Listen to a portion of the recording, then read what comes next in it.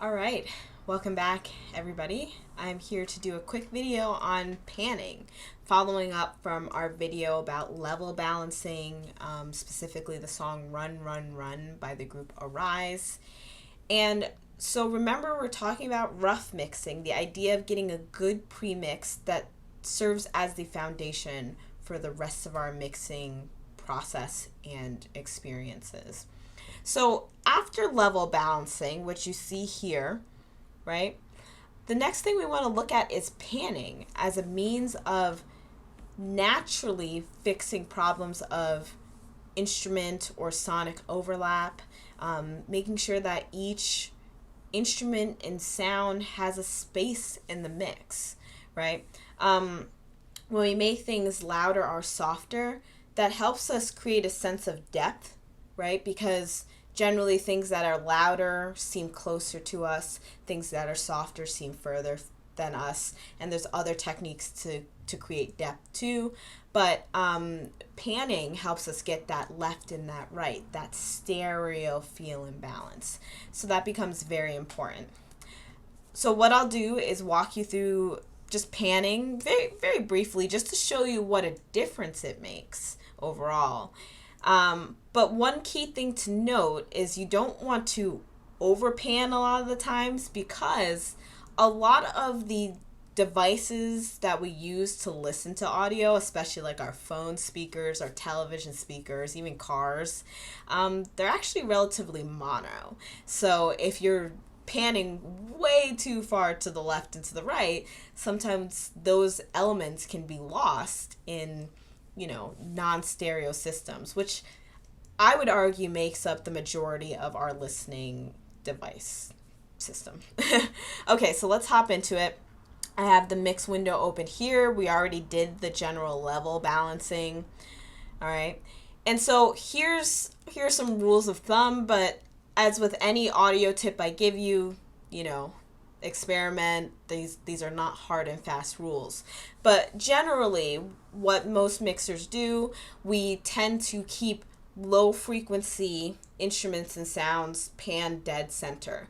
Low frequency sounds lose their energy as you pan them out left and right. So you want to keep that concentrated and grounded, right, to really create this strong, full rhythmic bass, low end bass. So I would keep the bass guitar and the drums panned right center. So actually, before I get way too into this, let me just play the mix for a hot second. Run, run, run. Babylon, go, go.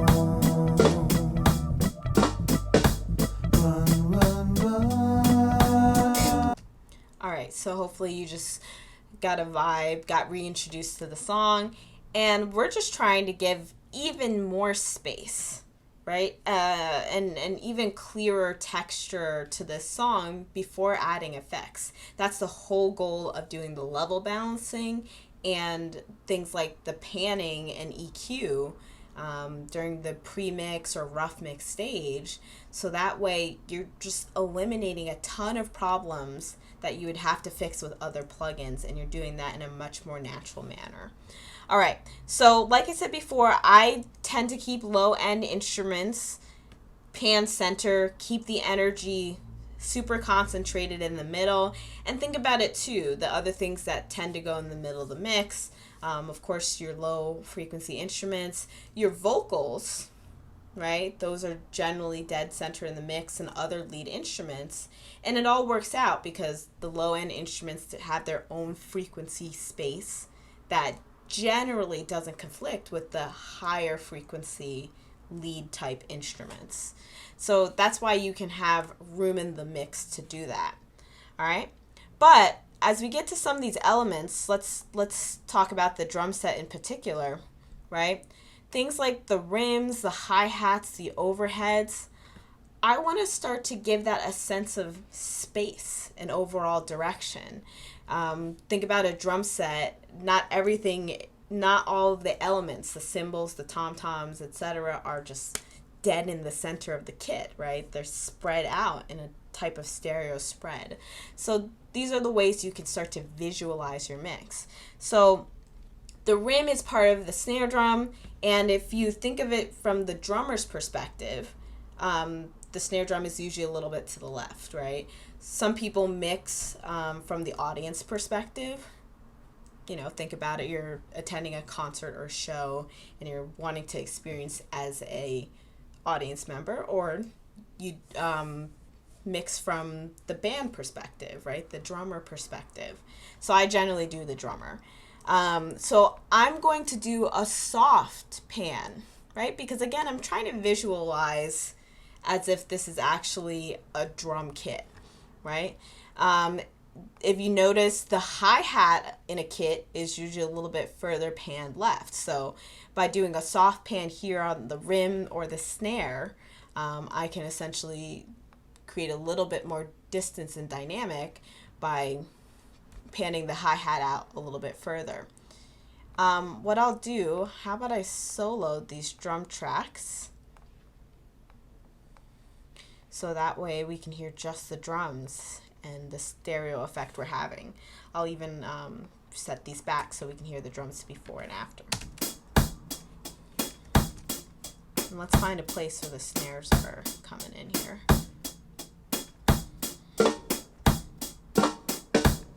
Okay. Right. All right. So like I did before, I'll put the rim a little bit off to the left. Hi-hat a little bit further left. You can even do like kind of a perpendicular thing, because I would say that's generally the placement of hi-hats. Overheads you can pan pretty wide, but remember, like I said before, the extreme panning, which we called hard panning, so hard left, hard right, can be problematic because it doesn't always translate to mono sources. For the purposes of this exercise, I'll just do hard pan left and right. If I was mixing an actual client's work or my own work, I probably wouldn't pan this hard because it wouldn't translate in a mono mix. All right. Snare, kind of like the rim. Let's do that to the left. Cymbals will pan off to the right. And let's hear how this sounds, just the drums now.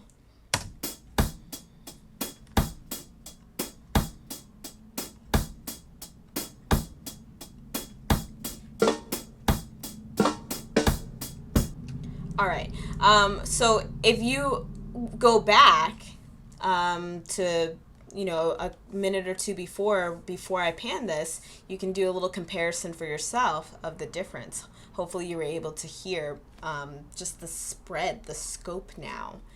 So what we'll do is we'll pan out all these tracks at this point.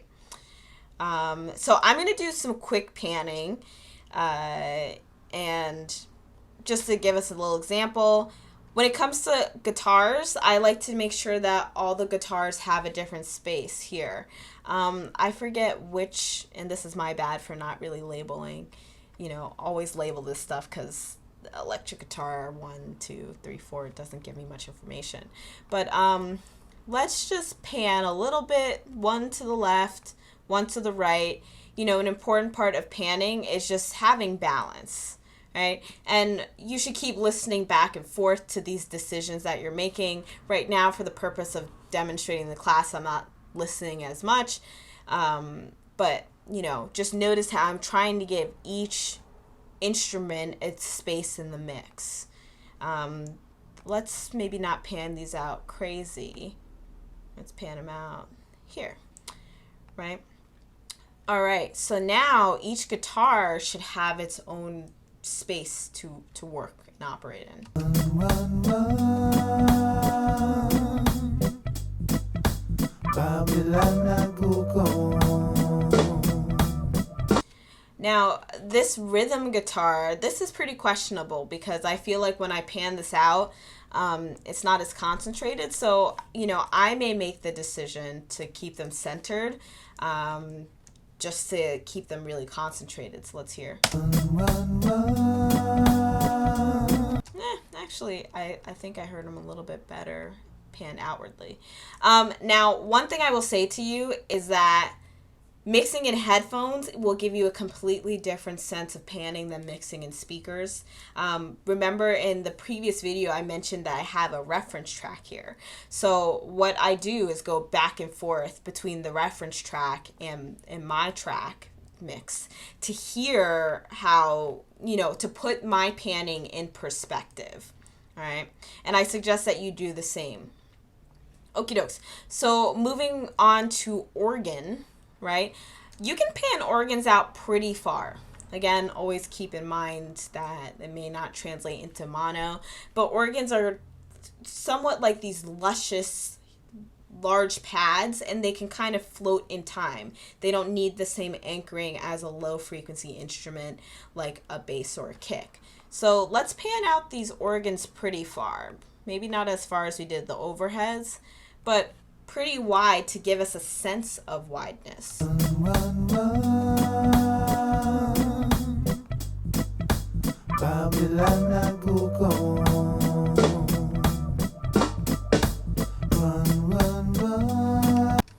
And in this case with reggae, it's a little bit tricky because these are not lush organ sounds like you'd hear in like a 70s soul track or 70s rock. It has a more rhythmic role, so I tend to want more rhythmic things to be a little bit closer to the center, and then things that are more lush and just big and atmospheric pan out to the sides. Strings are a good example of that too. All right, so we have a low organ here. I'm going to keep that center because that may fall in line with our whole idea of keeping the low end instruments centered. And then we have piano 1 and 2. This file is a little annoying because we have these different, some are stereo tracks, some are mono tracks. So I'll pan out this piano right here. Let's solo this to see what's going on here. Solo the keys. Okay, so this is another rhythm track. So, what I would do is I would find, this piano track here and balance that against one of the guitars that was also doing these independent strands. So see how this electric guitar is also doing these? Oh, actually that doesn't line up. But I feel like there was something else that was always also doing those stabs. So just to counterbalance, I would have, maybe the organ or the piano part that's doing the stabs a little bit to the left, and then I'd find a complementary stab part and put that to the right.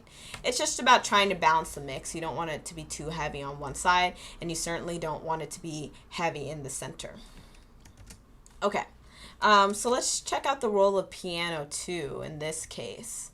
See what it's doing. Okay, so I panned these out. I think that works just to give some wideness. All right, and so now we'll go to the vocals. So let's take a listen to what's going on vocally here. And we can always do this in isolation and then bring the rest of the mix back into it to then tease out the placing of the vocals. Generally, we want vocals right dead center in the middle, but for background vocals, it's always helpful to pan those out a bit. And for vocal layers, it can be nice to pan things out. All contextual. It's coming to take it away. And you better run. Alright, so I'll pan these out a little bit. Babylon, And hopefully you can hear how that gets so much more dynamic already. I'll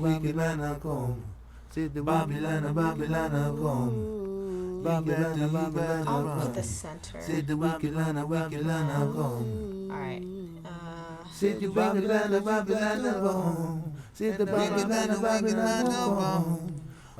So this is a tricky track because some of these tracks are doubles and they should be kept together panning wise. Otherwise you start to get like this really out of sync, out of time sound.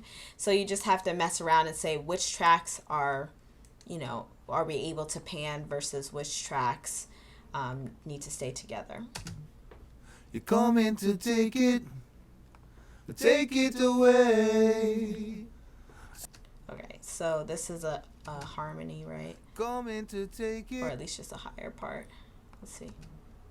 He's coming to take it away. So you better run, run, run. Babylon and go come. All right, so what we could do here is, you know, if I'm going to make a mixing decision, I'll keep these two centered. All right, let me reset these with the option key. And I'll pan these out a little and pan these out a little bit further. And let's hear how that sounds. It may not work out. It may. We'll just have to see. Oh, haha. Help if they were great. He's coming to take it. Yeah. Take it away. And you better run, run, run. Babylon. Yeah, so hear how that really comes alive, and sometimes it's just about finding the right pairing of these tracks and experimenting. But notice I'm not panning anything too crazy because I still want a tightness. There's still a unison quality to all these vocal tracks. They're all part of the lead vocal. So to me, panning it way left and way right just wouldn't make sense. All right, so let's hear all of this together. I'll just play a little bit. He's coming to take it away. And you better run, run, run. Babylon and go come. All right, so incredibly dynamic, right? And it makes a big difference. Like, this is a completely different mix just based on the panning itself. Okay, so one thing that you have to be mindful of is when you pan, you may have to go back. I'll say you definitely have to go back and make adjustments to the level balancing, because you're going to have a different relationship between the instruments because you're moving all of the tracks into different spaces. So in some cases, you may need to bring something up more because the power or the intensity is less concentrated now that it's on the left or the right side of the mix. Same for if you have something dead center, it may stick out like a sore thumb now because it's just dead center in the mix. All right, so that is it for now for panning. Hopefully you can hear a pretty extreme difference. I would suggest hopping back to the beginning of the video to hear what it sounded like when I played it earlier and compare that to what it ended up sounding like in the end. So all right, thanks for joining me for another video, and I'll see you for the next one. All right, peace out, guys.